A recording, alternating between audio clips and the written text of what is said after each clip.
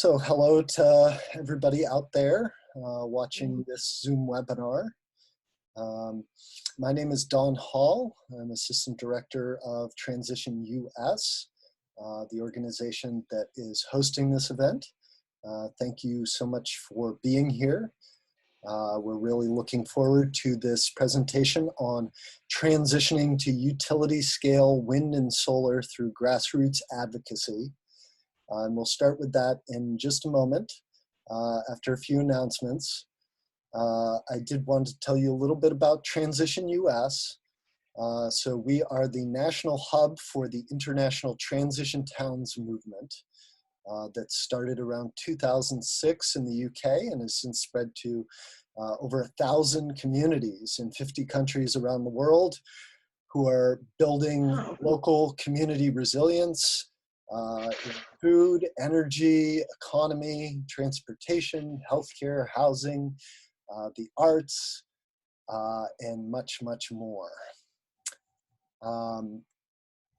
Secondly, I want to introduce you a bit to the Zoom platform. So we're going to be using just a few main features today. If you're not familiar with Zoom webinar, it's a little bit different than Zoom meetings in that you'll only be able to see the presenters and hear the presenters, but you can submit questions at any time through the Q&A module that should be in your main menu. It just says Q&A. You click that open, type a question in there, and during our Q&A period, we'll answer them in the order that they were received. And then feel free to use the chat throughout to share other related resources. We know that those of you who are listening into this have a lot to bring to the table. And so please share about what you're working on as well. I also want to mention one other online event that you may want to be aware of. And I'll place a link to this in the chat. It's a webinar on inner preparedness, burnout prevention for change agents, leaders, and activists that will be coming up on Monday, June 8th from 4 to 5:30 p.m. Pacific time. That's 7 to 8:30 Eastern time. And you can go on the Transition US website right now and register for this. I think this is something that we could all use a little bit more of in these very stressful times. And we got two excellent instructors, Julia Bistrova from the Inner Resilience Network and Tobin McKee from Cooperation Humboldt, each with over 20 years experience helping people overcome the inner and outer obstacles that prevent us from meeting our wellness needs. So look forward to that. I'm just going to post the link in the chat really quick right now so you all can see that and sign up for it. And I will introduce our presenters for today. So this webinar is part of the Politics and Policy and Transition webinar series, which sprung from our Politics and Policy and Transition National Working Group. And maybe folks will talk a little bit more about that. But this series has been designed to share successful models of policy approaches and political engagement that local transition initiatives and other community groups can take to begin transforming their local economic, social, cultural, ecological, and political systems. They plan to host one of these webinars once a month moving forward. We've already had two. One on public banking, and I believe the other one was on Stop the Money Pipeline. So look forward to more from the Politics and Policy and Transition webinar series. Our presenters today are Janice Lynn. Janice Lynn lives in the northern Front Range of Colorado at the foot of the Rocky Mountains. She learned about climate change when she returned from Peace Corps service on a South Pacific island and got a job working for the National Oceanic and Atmospheric Administration in Boulder, Colorado. She currently co-hosts Transition Fort Collins and collaborates with individuals and groups on many earth-friendly and climate change projects, including the ones you'll hear about today. So we're very glad to have Janice with us. I'm also going to introduce the other presenters. We'll hear from Janice first. We also have Richard Mallett with us today, co-founder of Renewables, now Loveland, based in Loveland, Colorado. He comes to this effort to combat climate change from a lifelong career in software development and project management. Started the fight to stop the proliferation of fossil fuels in 2014 while working with another organization in Loveland called Protect Our Loveland to pass a ballot initiative to stop fracking inside the city limits. And he'll tell you a little bit more about his work. Also, Jane Clevenger, other founder of Renewables, now Loveland. She comes to this effort to combat the climate emergency from a career as a recruiter and teacher in the US Army. She's been a fractivist since 2014 and has continued fighting for clean air on the Northern Front Range of Colorado ever since. And then finally, we have Sarah Sneed, an organizing representative with the Sierra Club's Beyond Coal campaign in Colorado. She works with Sierra Club supporters across the state to build local grassroots power and shift Colorado communities to clean energy. So thank you all so much for being here. Really looking forward to the presentation and Q&A that will follow. Thanks, Don. So I'll start. Since I joined the transition movement in 2012, I've collaborated with different grassroots groups focused on our climate crisis. Today, I've asked 3 members of one coalition that I was in to share their experiences of advocating for renewables in our region of Northern Colorado and in the city of Loveland. We have all been part of a campaign to get our regional coal-fired power plant onto renewables, although I left in 2018, so they'll have to tell you what primarily happened since then. Since our power plant is owned by 4 cities, I'll only tell you a bit of the Fort Collins climate action story. Then Sarah's going to give you an overview of what she did to start the regional renewables campaign. And after that, you'll find out from Jane and Dick what they have done and what they're doing now in the city of Loveland.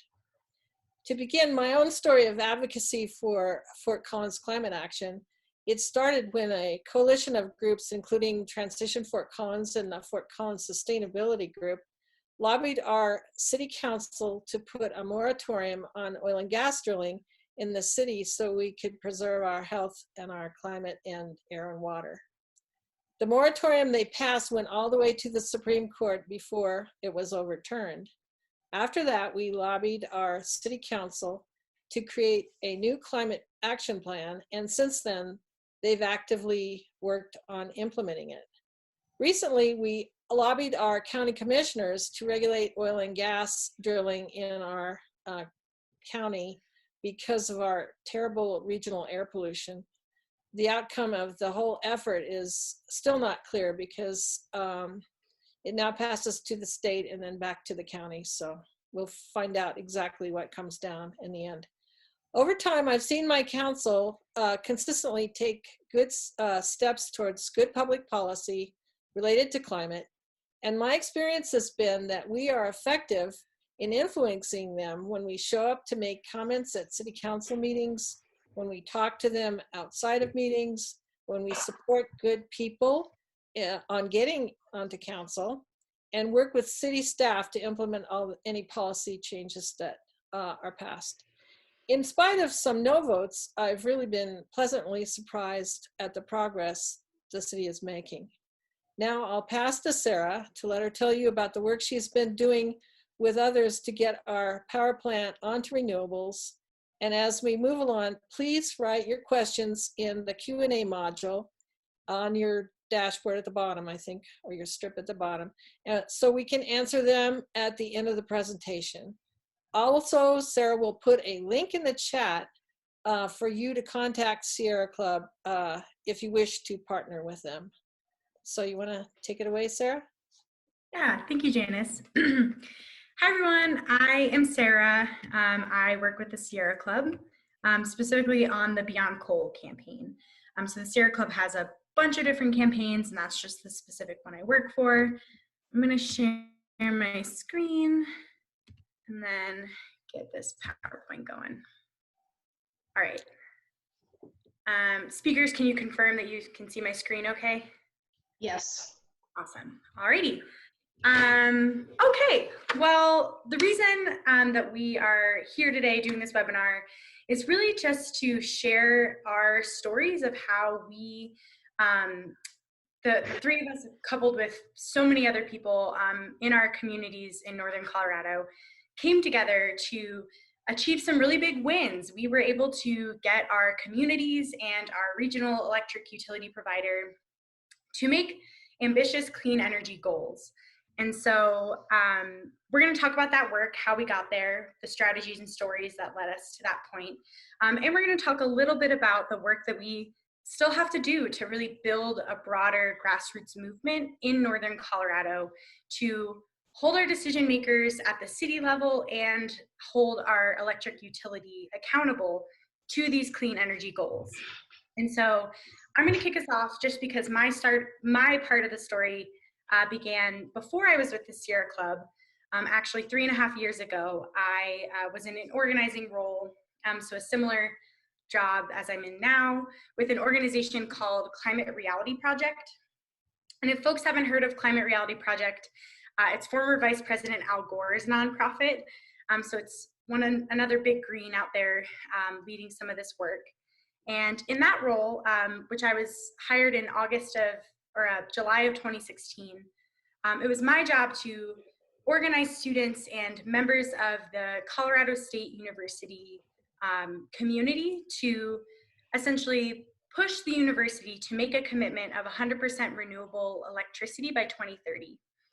So before we dive into this, just to provide a little context, around this time in fall of 2016, starting as early as around 2013, 2014, campaigns to move local municipalities as well as institutions like banks and colleges and universities, campaigns to move those things to 100% renewable electricity were popping up all over the country for a number of different reasons, and we're not going to get too much into that today, but as we're moving to a clean energy future, as a society and as humanity, transitioning the electric sector is one of the first things that we can do, since we do have technology like wind and solar and battery storage to get us there.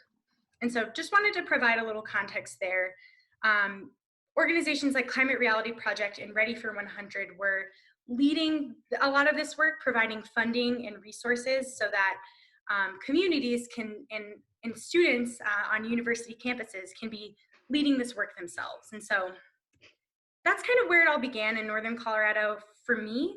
I got to Colorado State University and was tasked with organizing students and community members to help get this goal of getting Colorado State to 100% renewable electricity by 2030. Part of the reason why Climate Reality decided to send a professional organizer to campus to run this campaign is that there were students on campus. There was a Climate Reality Project student group already on campus, so there was support among the student population for this work. And something to know about Colorado State is that as a campus, they are a university that's really founded in scientific research. They're a land grant university. So a lot of the culture and education is centered around scientific research as well as environmental stewardship. And so it just made sense. Climate Reality was running these campaigns across 10 different college campuses across the US, and Colorado State just seemed like a really promising one to make this happen. And so that was my job. Within the first month, I was talking to students. We had a petition calling on the university to make this commitment of getting to a goal of 100% renewable electricity by 2030. So I'm meeting like-minded students and faculty. We're collecting petitions. We have a big kickoff meeting within the first month. And then ultimately within 2 months, we were really successful because, like I said, this is something that the campus community really supported. And we ended up delivering 4,000 plus petitions to the university president, calling on Colorado State to commit to this goal. And so you can see on this picture here, this is like the core group of student leaders that I worked with to collect petitions and make this happen on campus. They look really cute. This is when we delivered our petitions. And to provide a little context for why we are asking for a goal of 100% renewable by 2030, at the time, like I mentioned, when these campaigns were popping up all across the country, that goal of 100% by 2030 really was identified as a goal that's ambitious in getting us as a society to move to clean energy and address climate change, but also achievable given what we know about technology now and how we think technology will develop in the next, at the time, almost 15 years. You know, it's 2020, so we've got 10 years at this point. And so we're running this campaign. Students are taking on leadership. We're building out a core group of students to help drive this thing forward, and as well as, you know, involving folks across all walks of life on campus. And then ultimately in January of 2017, Colorado State makes the commitment to 100% renewable by 2030. So in about span of about 5 months, we ran this student-led campaign. And so to share some key tactics, because I think this will help shed some light onto how Dick and Jane came up with a similar plan. It's really interesting how simultaneously we were working on these things on both a campus and a community-wide level. But some of the key tactics that we employed were, like I mentioned before, a grassroots petition. This was a petition that was very simple, just asked Colorado State University and President Tony Frank to commit the university to 100% renewable by 2030. This petition was helpful because, one, it was a tool for helping us reach members of the campus community and build a list of folks that we know care about these issues and may want to take future action. And it gave us a quantifiable way to show the university that there's broad support. We can point and say there are 4,000 people, students and faculty members alike, that support this goal. We also made sure that we had a really big, visible campaign. We did lots of tabling. Colorado State is a really spread out campus, so we did lots of sidewalk chalking with links to our online petition and sharing info about events we were having. We also did photo petitions. So in addition to just the regular old paper petition, we took photographs of students who supported this work and delivered, I think, over 200 photos to the university president, putting a face to the cause, essentially, showing him that these are young people who care about their future, they care about the climate, and they support this. We engaged in social media, and then we also did coalition building. So we coordinated a sign-on letter for faculty and student organizations, including Greek life groups, pre-med student organizations, and folks just across the campus to show that it's not just the environmental studies students that support this, it's folks across the entire campus community. And then as we layered these tactics over time, we made sure that we didn't start off with an aggressive approach. And ultimately, after we delivered petitions, we'd shown that there was broad support and the university president still hadn't announced a commitment. We engaged in what's called bird dogging, which is when you find your decision maker in public and ask them questions about the campaign you're working on. You engage them publicly in what you're working on, essentially to put a little pressure on them. And so, I'm talking kind of fast. Ultimately, after Colorado State did make the commitment in January of 2016, the students I worked with, they were really fired up. They saw that they could make this happen on their university campus in 5 months, how can we catalyze like a bigger citywide movement in the greater city of Fort Collins? And so that's when we took our work off campus. Myself and the students that I had worked with got plugged in to local environmental groups. We met with the mayor of Fort Collins, who at the time was really surprised that Colorado State had even made such a bold commitment. And then in doing this work, in having conversations with groups off campus, we ultimately saw that there was a need to coalesce all of the different groups in Fort Collins that were working on this issue of 100% clean energy. Really, like, there was a big culture shift around this time where Transition Fort Collins and the Fort Collins Sustainability Group and 350.org Northern Colorado and all these groups were thinking, how do we get to a clean energy future? And so we brought everyone together. I also didn't have a job around that time since we won our campaign. And so I started volunteering with the Sierra Club because I saw, oh, the Sierra Club is an organization that is leading a lot of this work. Like, how can I get involved as a volunteer, even though, you know, I'm just waiting tables right now? And I ultimately went to the Ready for 100 conference in Miami, which is, you can see a picture there in the corner of us there, where it was a group of Sierra Club staff members and volunteer leaders in communities all across the country who came together to learn, you know, how do we make this happen? How do we lead these campaigns for 100% renewable electricity in our own communities? And so I took that knowledge back with me after the summer of 2017, being at that conference, and got involved locally in Fort Collins. And that's about the time when, so around that time, the Fort Collins Partners for Clean Energy, this new coalition of groups in the city that had formed, that's when we launched a campaign to commit the city to a goal of 100% renewable electricity by 2030. Our goal was in line with the Sierra Club goal, and you know, we drew upon the resources and knowledge that I gleaned from the conference, as well as local knowledge and expertise. It was really like a beautiful process of folks in different corners of the community coming together and saying, you know, we have done this goal. We started having conversations with city council, and then through those conversations, we realized the need for a regional effort. Fort Collins gets its electricity from a regional power provider.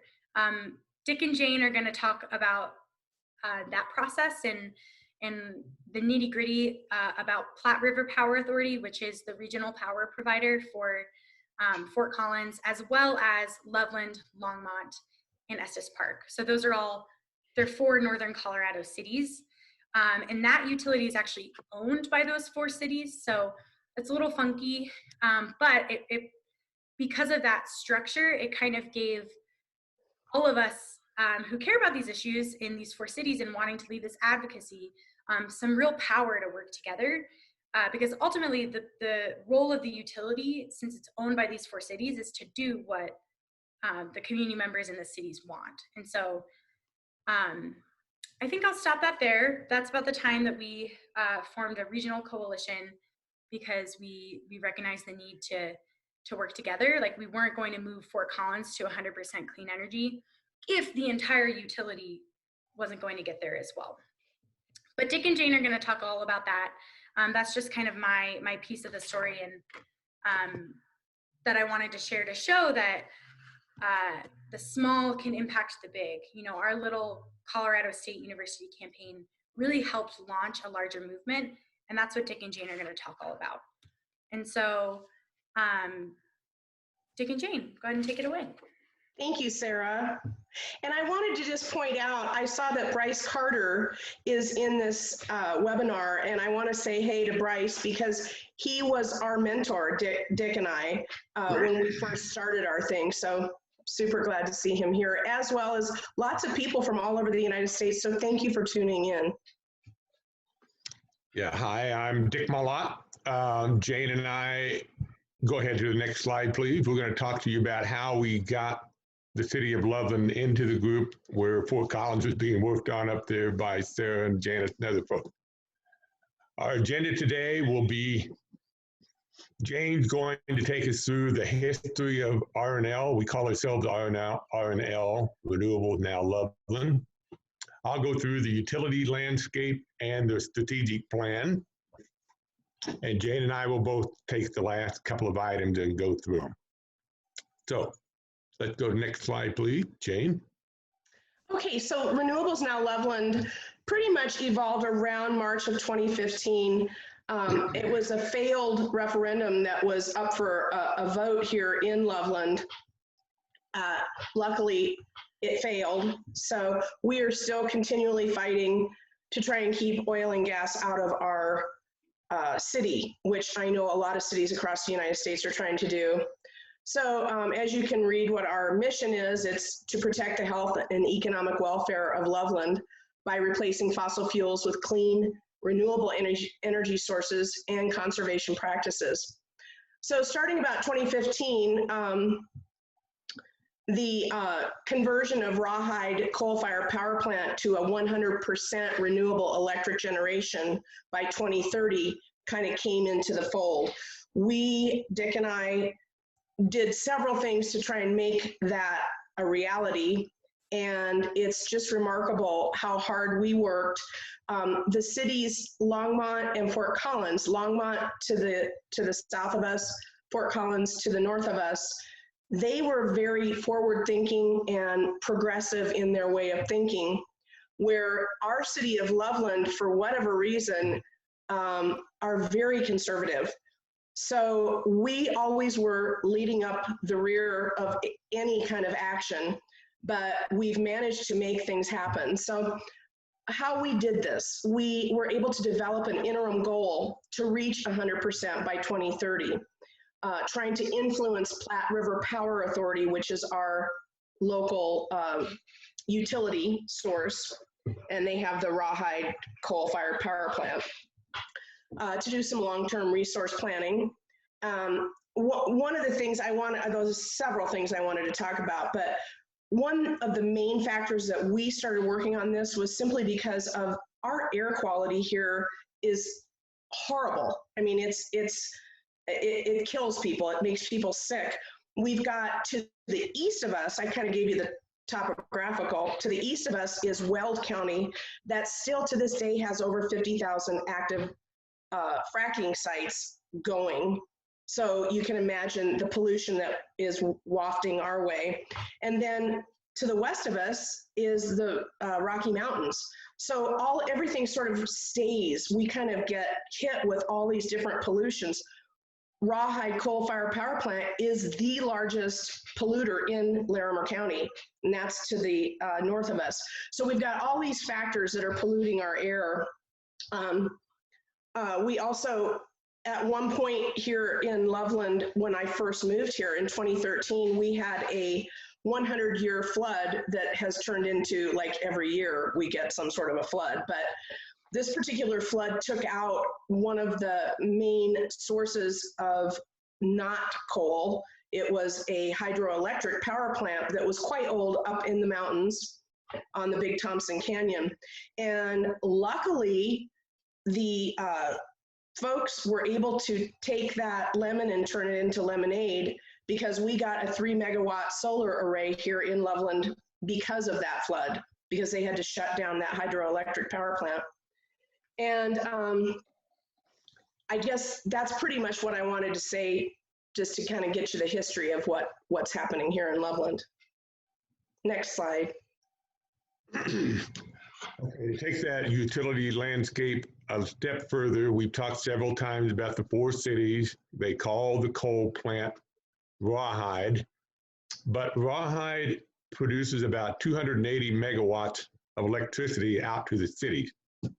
It also has, however, 4 gas turbine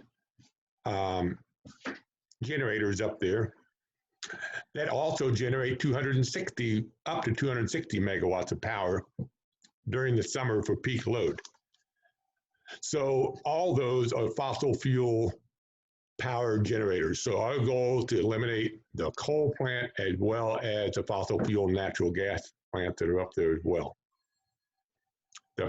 Those That's going to be hard to do, but on the other hand, without a doubt, we've shown 100 different ways that is a feasible goal.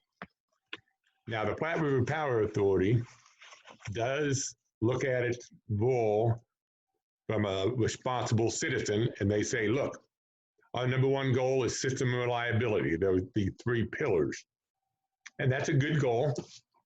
Everybody wants their electricity on all the time. So one of the things Jane and I have had to be sure we do when we go talk to our political leaders is the first thing out of our mouth is we can get to wind and solar and system reliability at the same time. If you don't tell them that, you have lost them right out of the gate. So we do that. Financial sustainability. This power plant, because it is owned by the city, built in the mid-70s, and it's very efficiently run, it does generate low prices for our customers.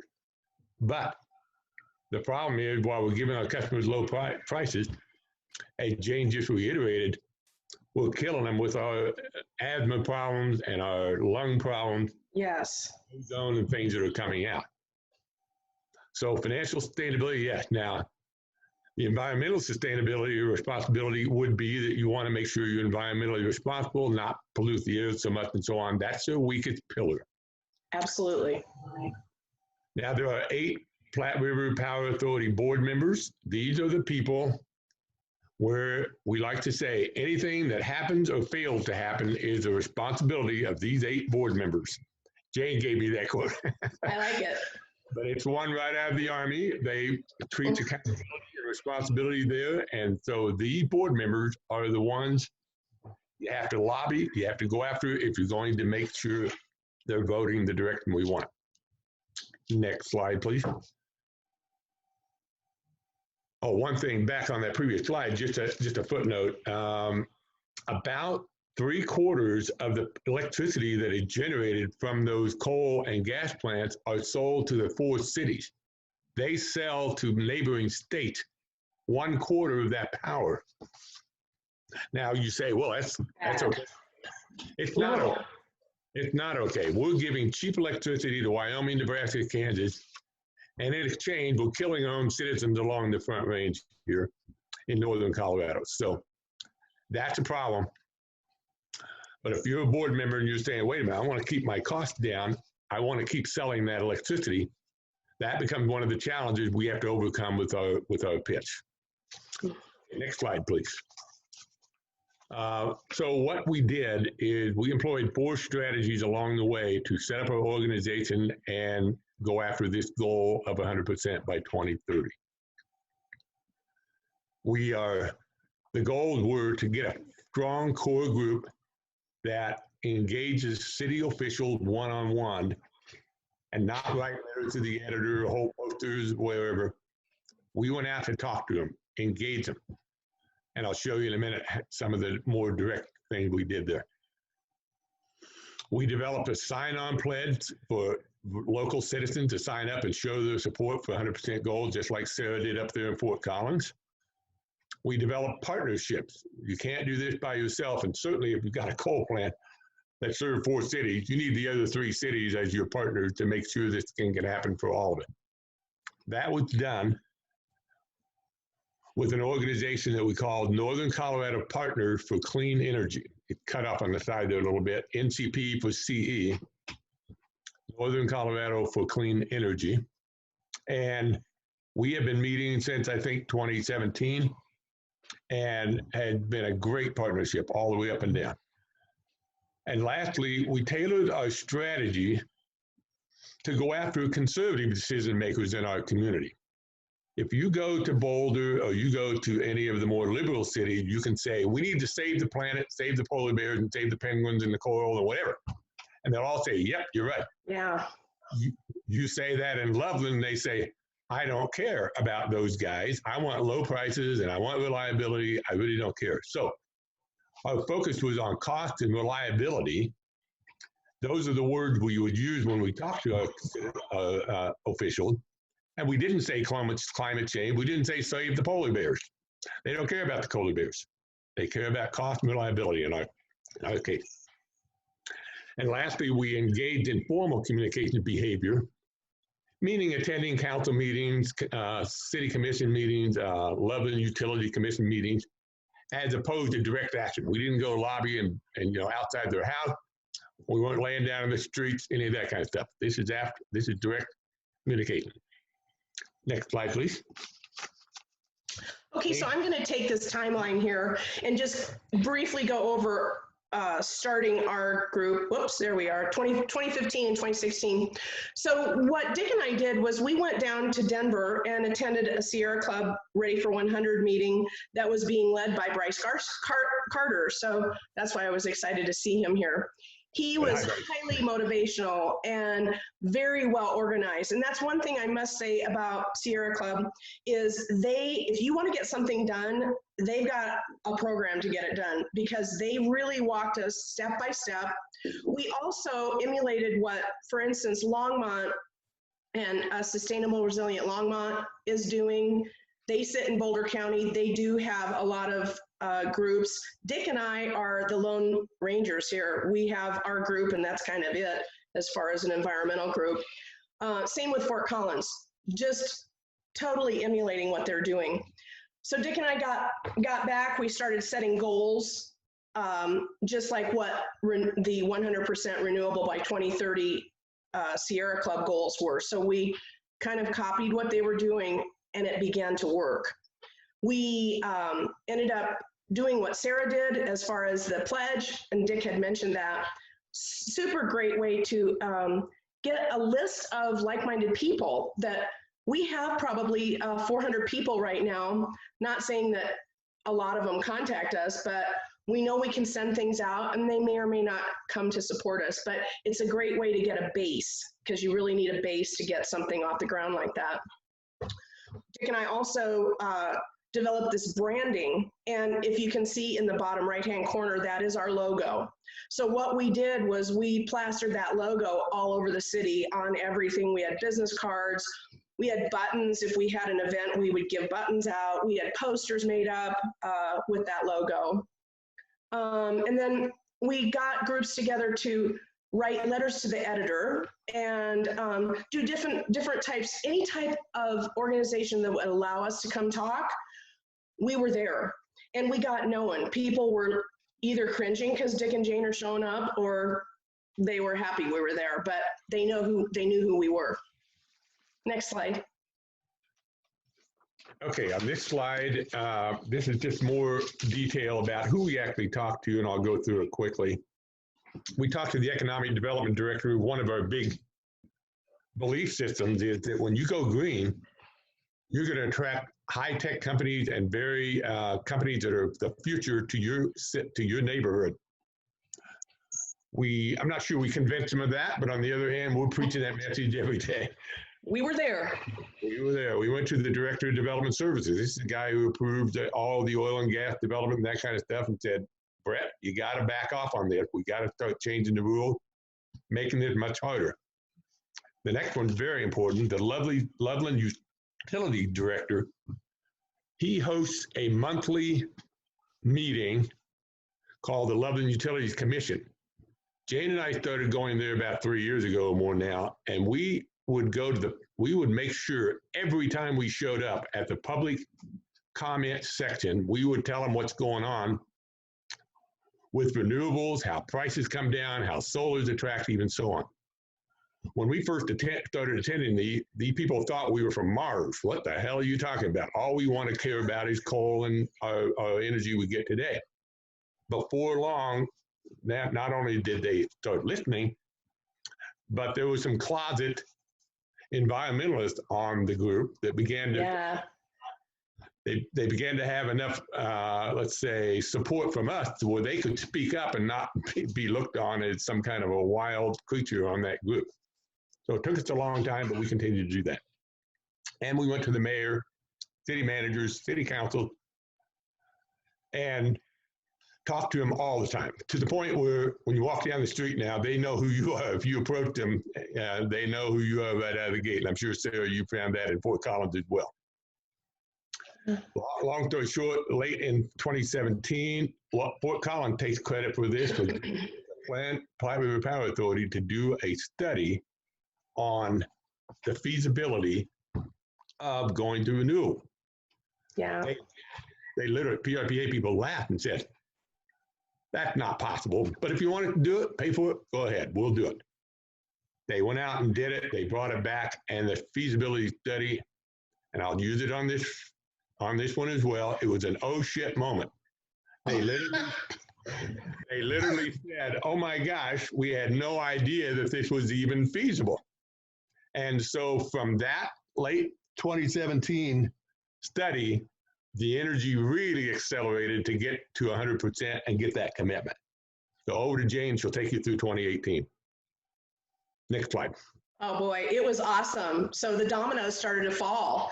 And so what Dick and I were doing mid 2018, we were trying to get our mayor reelected because she's an environmentally sound mayor. We're so lucky to have her.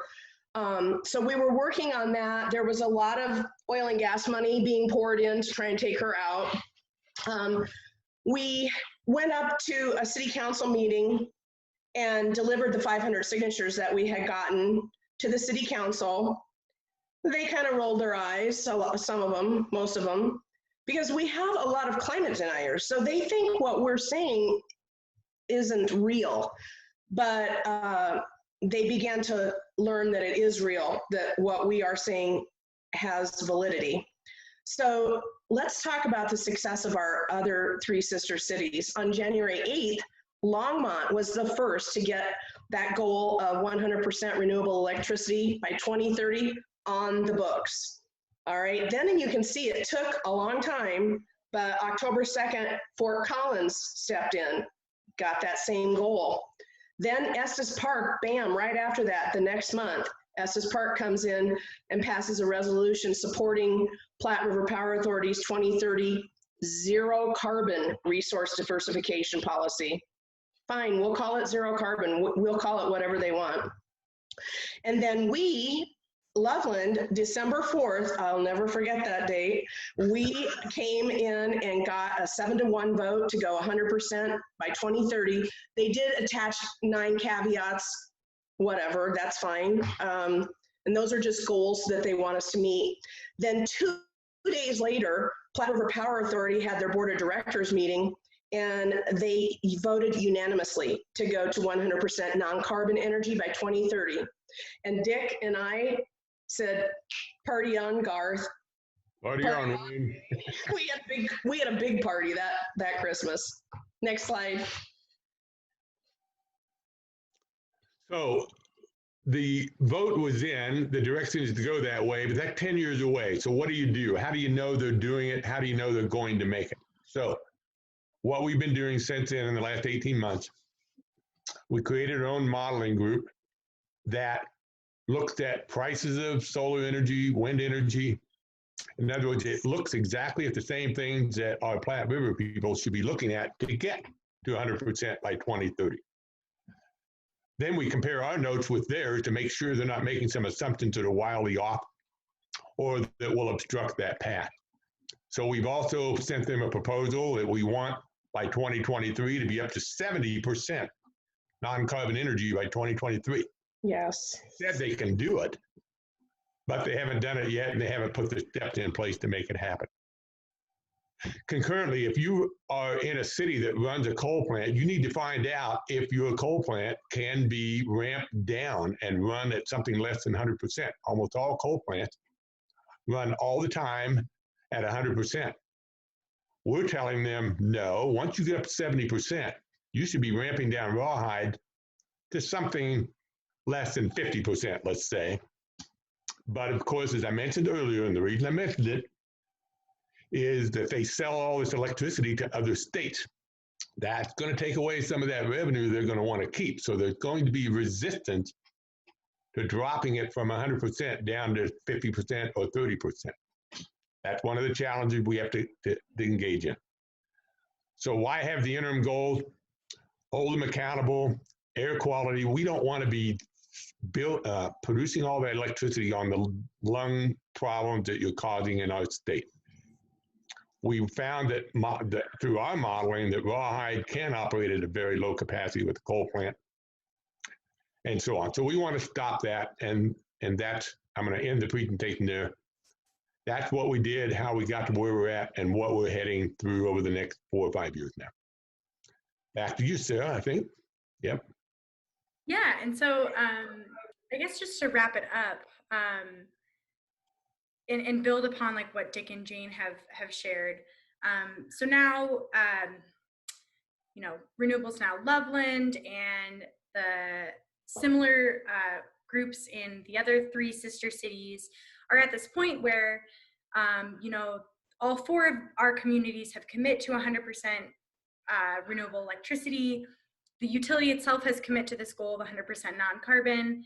As Dick said, the coalition pulled together local experts and has this modeling group advocating for an interim goal to hold PRPA accountable in getting to that end goal of 100% non-carbon by 2030. And in this process, we are trying to identify ways that we can really make an impact on PRPA. And one of those ways is their long-term energy planning process.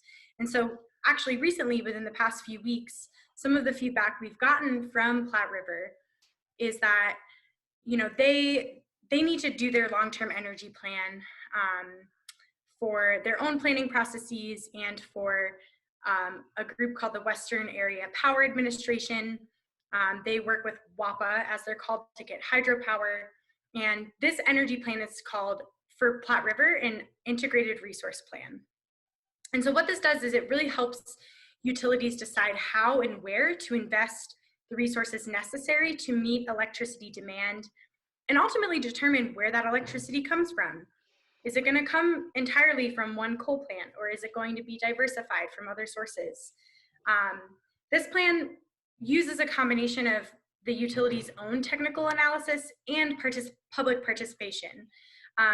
There's a public stakeholder process that allows for community members to get involved and share exactly what they want their energy to look like, and what, you know, they want their communities to be powered by, whether that's coal or renewables or other sources.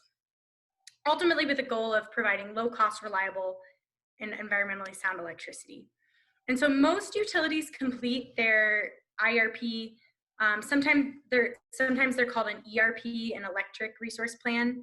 But regardless, most utilities complete these plans every 5 years, and Platte River completes theirs every 4.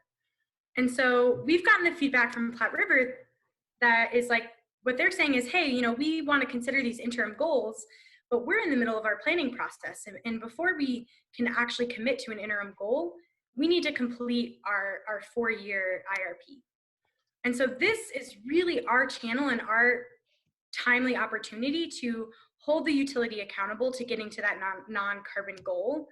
And so initially Platte River's IRP was supposed to be due this July, but they've received an extension given the ongoing public health crisis. So they don't have to file their energy plan until July of next year. But we just wanted to share that that this is kind of the channel through which we're working, because if you're thinking about leading this work in your own community, these utility planning processes vary a little bit, you know, depending on what your utility looks like, but they offer a really good opportunity to engage the public, educate them about these like weird, wonky issues surrounding energy, and have like a clear pathway through which you can advocate for clean energy, since that's how the utility ultimately plans where their energy comes from. And so some of the ways that we're engaging folks around this in the next year, which is kind of bananas to think about, is a community sign-on letter, similar to like what I talked about before on the CSU campus, this time engaging local businesses and churches and community organizations across Northern Colorado. We're engaging folks to submit public comments at PRPA board meetings, especially now that everything is virtual and we're social distance and we're all in our homes. Now is like an awesome time to be just having phone calls and conversations with folks in our community. Even if we can't have them face to face, there's still ways that we can make a difference. And these are some of those ways, including meetings with board members, but those meetings are mostly virtual. They're all virtual now. So, okay, and I think that's it for our presentation. We're going to move into a question and answer, but before we do that, I am going to drop a link in the chat box. See if I can, okay. And so, okay, I'm dropping a link in the box to a Google Doc with some resources for folks. So if you want to lead this work in your community, this document has just some summarized takeaways and learnings from our work leading this advocacy. It also has a couple links to some Sierra Club campaigns. It might be worth it just to see if the Sierra Club has a local chapter or a local group, or if there are campaigns like Ready for 100 or Beyond Coal that are active in your community, because the Sierra Club folks that may exist there may be good folks to collaborate with. It's possible that there's other groups too, and those are the groups you want to connect with, but we've got some resources in there, some readings for how to start this work, and just some things to chew on if you're interested in doing this kind of advocacy in your community. And then in that document is also a link to a petition. So if you live in Northern Colorado, if you live in Fort Collins, Loveland, Longmont, or Estes Park, and you want to support this work as we march forward trying to retire the rawhide coal plant by 2030, sign the petition and then we will get in touch with you. I think that's it from me. Great, thank you all so much. And we will make sure to also share those resources with all of you when we send out a follow-up email to everyone who's registered for this event. We have a lot of questions coming in through the Q&A module. I see 12 in the queue right now, so do please feel free to keep those going. And if you're watching via Facebook, you can put a question in the comments and I'll pull from there as well. We did have an initial question that was sent to us in advance by Betsy Perna, and I'm wondering if you just could all speak a little bit more to how does one even think about starting this from scratch? This utility. Well, I can speak to that, Don. What really motivated Dick and I, Dick is a very sports type of guy, so he's outside a lot. He's been developing asthma, signs of asthma. I don't know if you've been diagnosed yet, Dick, but I was diagnosed with asthma, and that's what motivated us. We can't breathe. You know, that it's so bad here. Our air quality, Fort Collins, I believe, is rated number 12 or 13 on the American Lung Association's worst cities as far as air quality. So Fort Collins is only 12 miles away from us, so you can imagine what we're breathing. So that's what motivated me. And Dick, please speak. Uh-oh, I can't hear Dick. Yep, you're muted. I unmuted myself. I'll unmute myself. How's that? Well, when you're first getting started, make sure you have a clear objective in mind. We had several organizations in Loveland, one that was pushing against fracking, and when Jane and I started ours, we made it very clear. Ours is on renewables. We're not going to talk about fracking. We're going to stay very focused on the future. And the second thing I'll say, and we've said it 100 times, get with Sierra Club. Make America green again. It's guys are really good. They can help you get started, find partners, and so on. But mainly, get started, get focused, and start working on it. Great. All right, we'll start to go to the questions that have been submitted through the Q&A module. The first one from Shakhtari Balu is for Dick. Are you modeling this online using ISEE systems or similar software? We primarily have been using Excel software. We've got a couple of really techie guys, and they built these very sophisticated Excel spreadsheets with all the equations and so on, and they can put in different cost of pricing for wind, for solar, projected over years, net results of electricity coming out and so on. So anybody wants to know more about it, you can send us notes and we can talk offline. Absolutely. We've got a man, Ken Regelson from Boulder, and I'm drawing a blank on his organization. I can't remember either. The Energy, I can't remember, I apologize, Ken, but he had the modeling tools.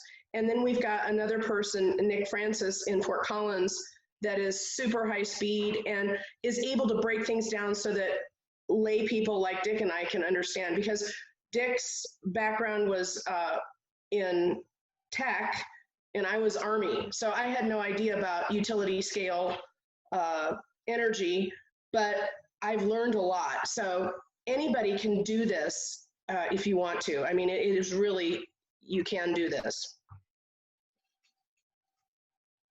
Great. All right, the next question is from Sharon Carlisle. Has the four-city organization been getting pushback from the PRPA, from their board? Haven't felt that, and I think if you read it closely, we put a lot more pressure on them than they've ever put on us. They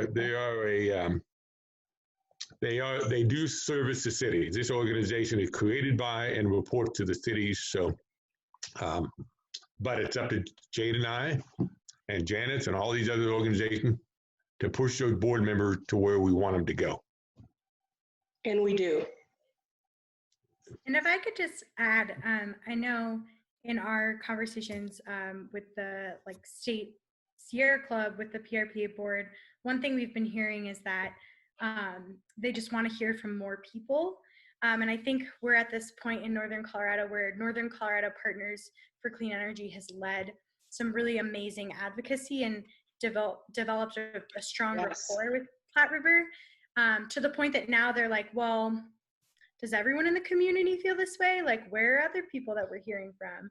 And so I think it's almost like we're back at the point where we were when we were first advocating for 100% clean energy, where we need to be broadening the number of folks who are involved in the stakeholder process and make sure that PRPA is hearing from more than just the NCP for CE leaders, and other folks like local businesses and just your average Joes, so to speak. Yeah. Power in numbers. Most definitely. All right. We now have 15 additional questions. So thank you all for submitting such great questions, and please feel free to keep them coming. Carolyn Lavely, do residential solar or wind installations for generating electricity complement the power plant's transition to solar and wind? That's a great question, because there's a lot behind the answer to that.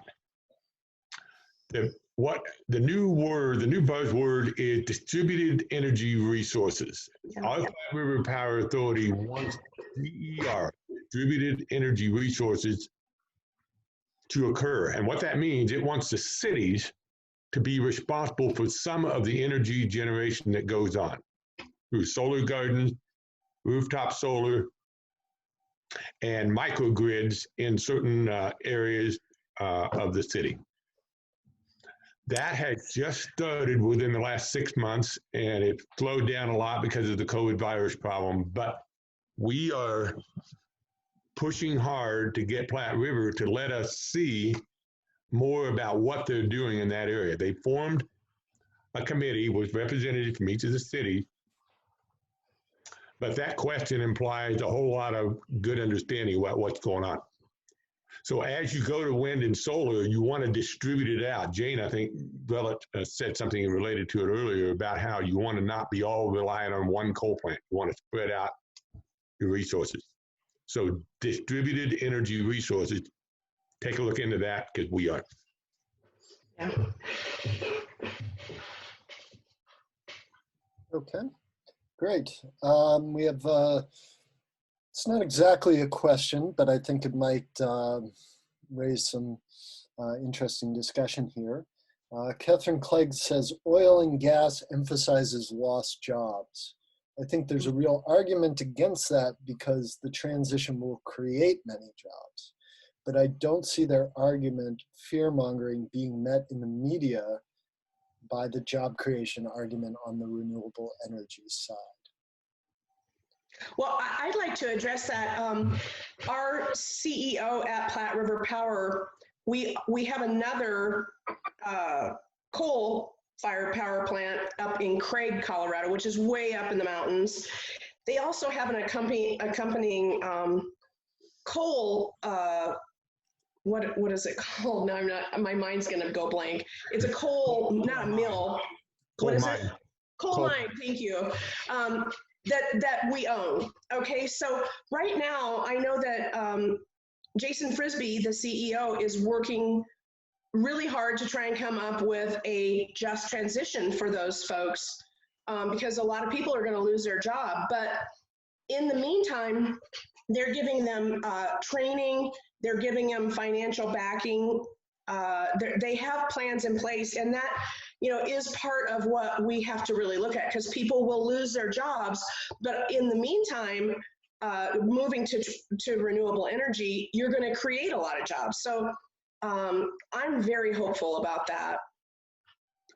But it's always scary. Let's be honest. You never know what that new job is yet, how and when, and so on. So that whole just transition plan is part of our philosophy. Okay. Linda Davies asks about solar utility electric charges in Longmont are currently $21.60 per month versus non-solar $14.50 per month.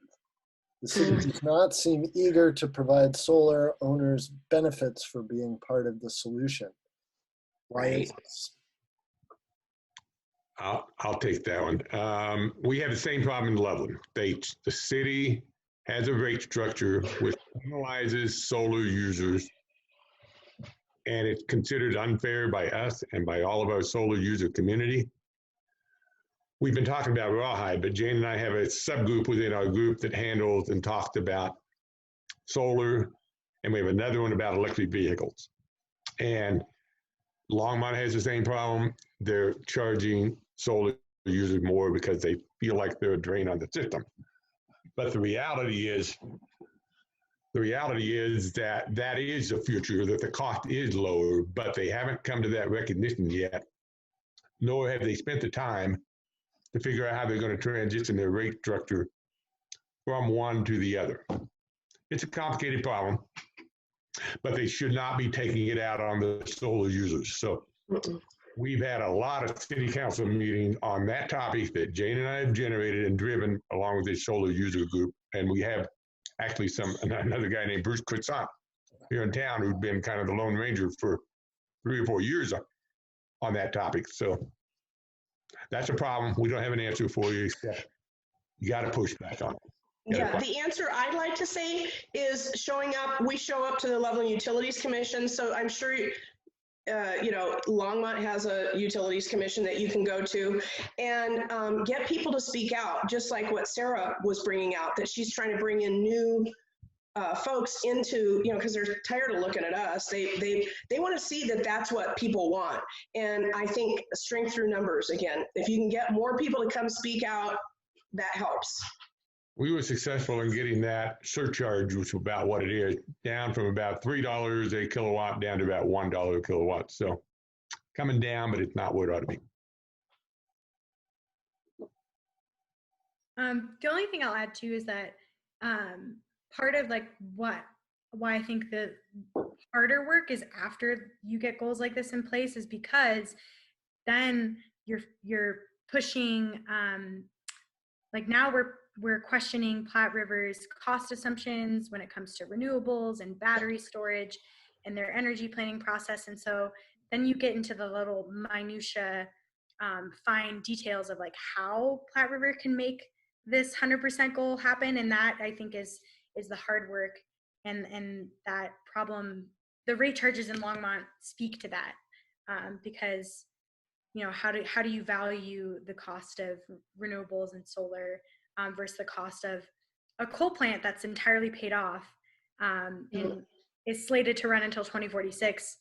It becomes tricky. And so that's why you can point to planning processes and use things like the social cost of carbon to help move the cost argument more in the direction you want. Good point. Yeah. Great. All right, question from Sharon Carlisle. Does the state of Colorado have any reporting systems that the PRPA must respond to?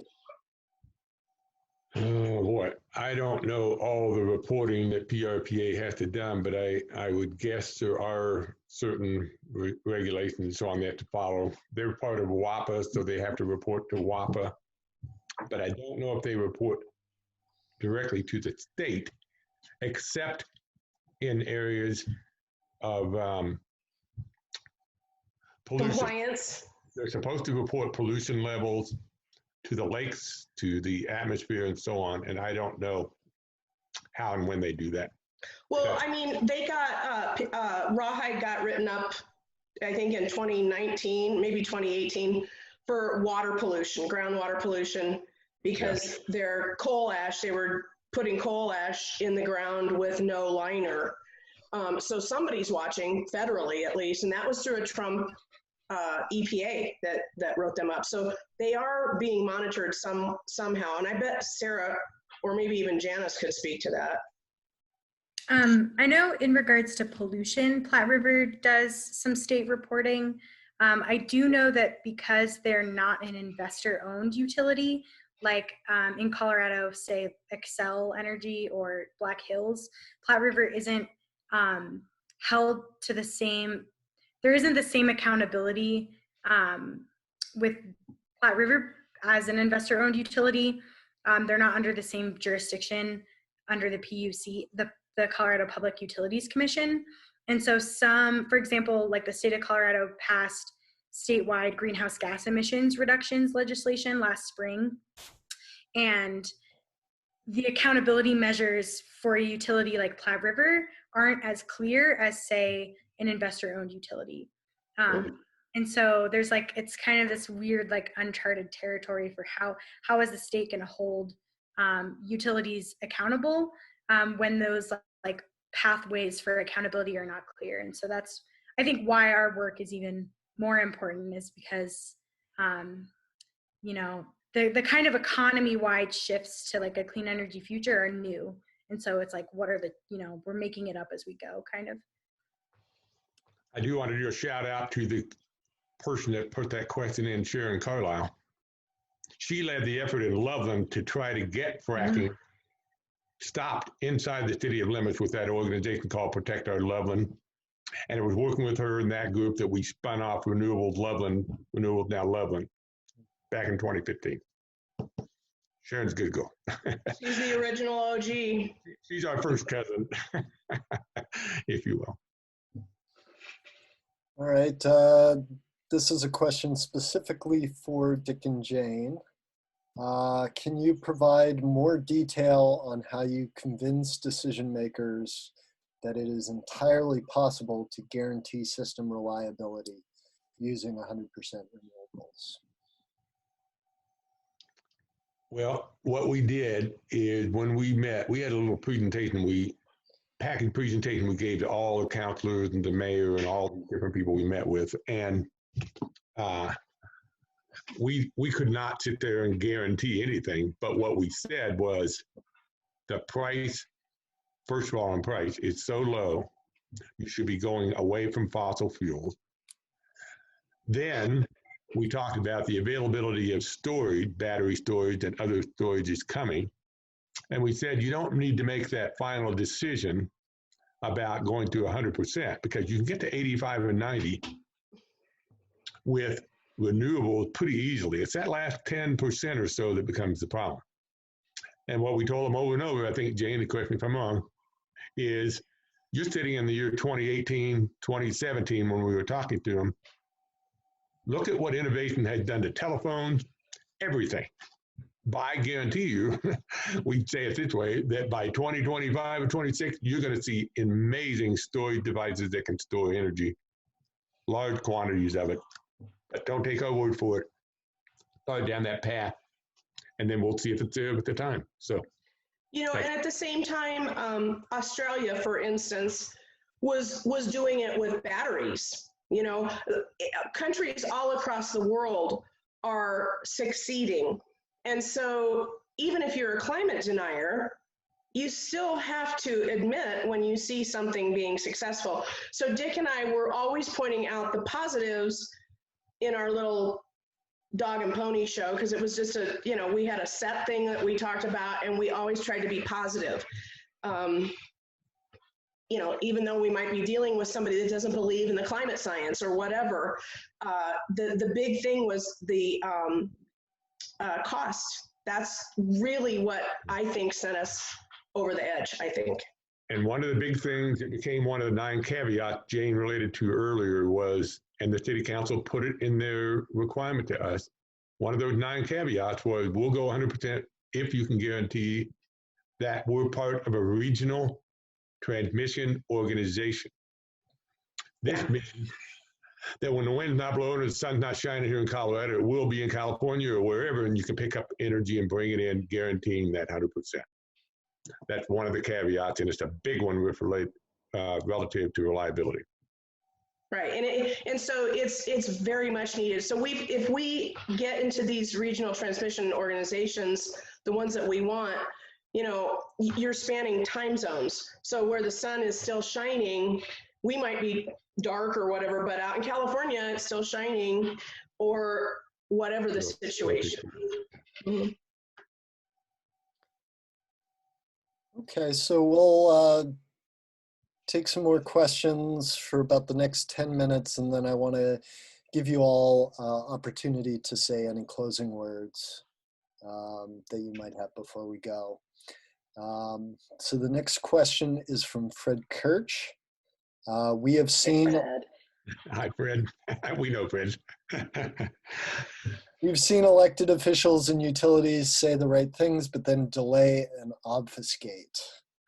Once we've gotten our utility to commit to the goal and plan for 100% renewable energy, how do we hold them accountable to following through with the actions needed?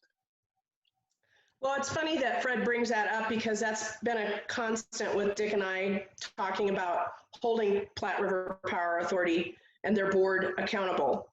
One of the things Dick and I were talking about is possibly incentivizing reaching interim goals.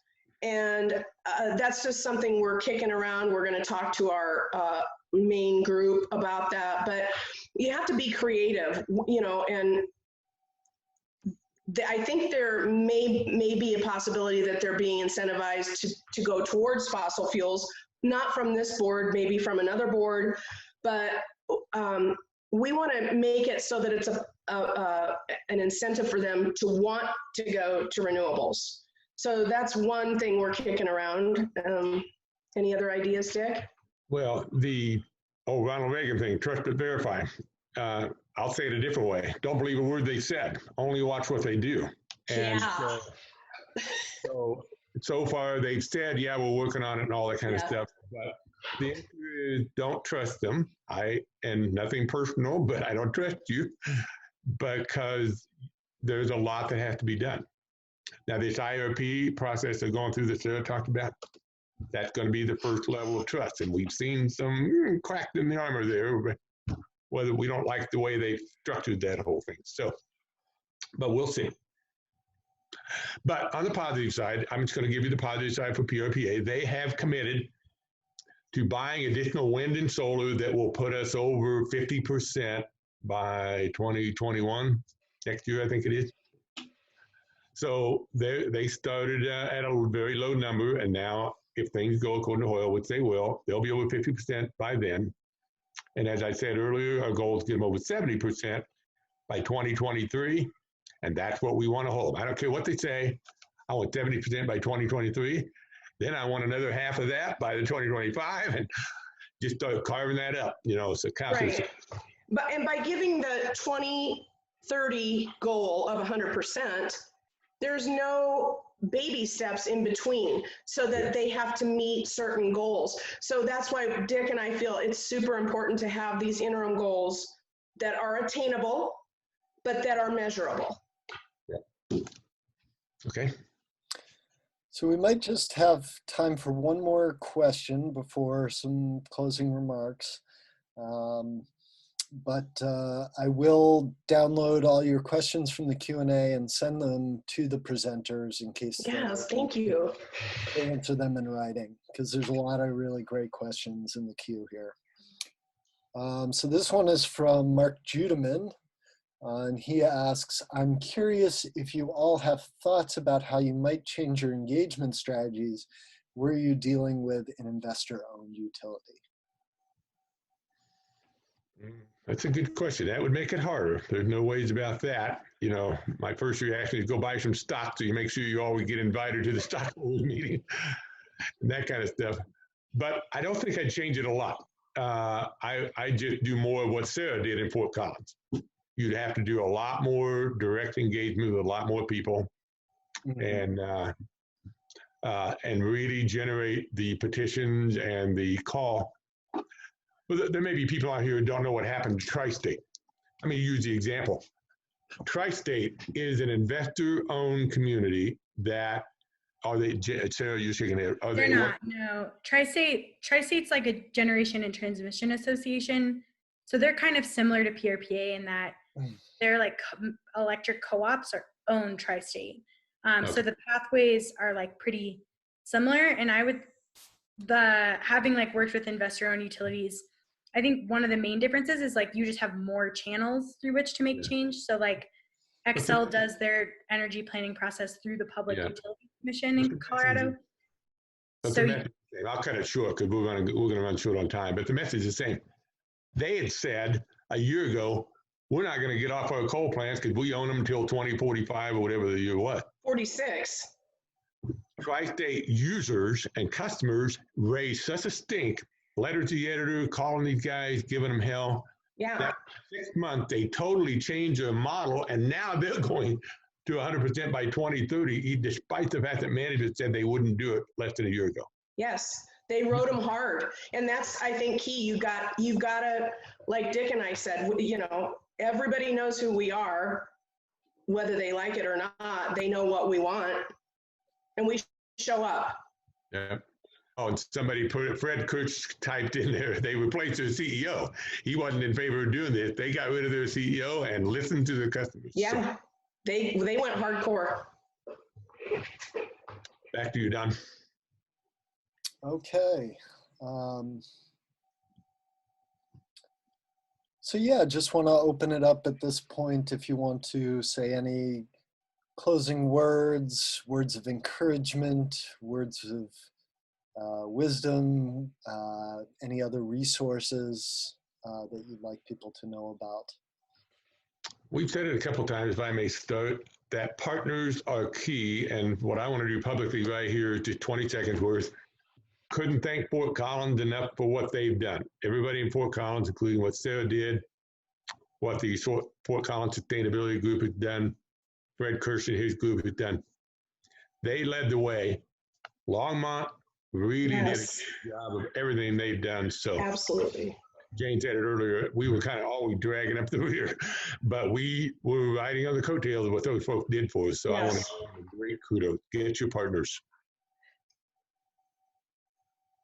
I'd just like to say, boy, thank you so much from nationally for tuning into Transition Town. And Don Hall, thank you so much for giving us a platform. This has been a real pleasure working with Janice and Sarah, trying to, you know, relive what we did, because now we know our history, and hopefully this can help other people. People can reach out to us on, we have our email is renewablesnowloveland@gmail.com. You know, we encourage you, if you have questions, you want to talk to Dick and I, please email us. And thank you. And I'll just add that I with the Sierra Club now am kind of distributed organizing alongside Jane and Dick in Loveland, but also in Fort Collins, Longmont, Loveland, and Estes Park. I also work on Tri-State as well. That's the other utility I help organize folks to move towards clean energy. And so if you live in a co-op area in Colorado, or if you live in either of those 4 cities, I'm going to put my email in the chat right now. And I'm going to put the link to our Northern Colorado petition in there. And if you fill that out, we'll be in touch with you. Janice. Okay.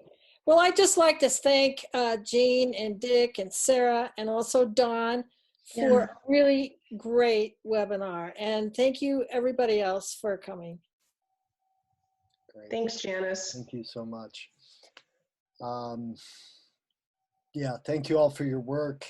This is obviously an extremely important topic where we need to urgently transition our energy system to renewables, as well as reducing our consumption of energy and boosting energy efficiency. We have a very short time to make this transition, and what we do is going to have massive reverberations for generations to come. So really appreciate it. You know, this is what we do with Transition US is we share successful replicable models from communities all over the US that are transitioning every aspect of our society to a just and sustainable society. So please do stay tuned for more webinars coming up from this Politics and Policy Working Group, from our Inner Resilience Network, from Transition US itself. I did want to tell you that we will be posting a recording of this session to our YouTube channel within the next few days. It will be before the end of the week. And when that happens, we'll send out an email to everyone who registered, also with a link to respond to a very short survey about this webinar and what you would like to see in future webinars. So please do take just a minute or two to fill that out when you receive it. And thank you all for taking time out of your day to listen and learn with us. Thank you. And please feel free to put any of your thank yous to the presenters into the chat. And hopefully we'll see you all again very soon. Thank you, Don. Bye-bye. Thank you.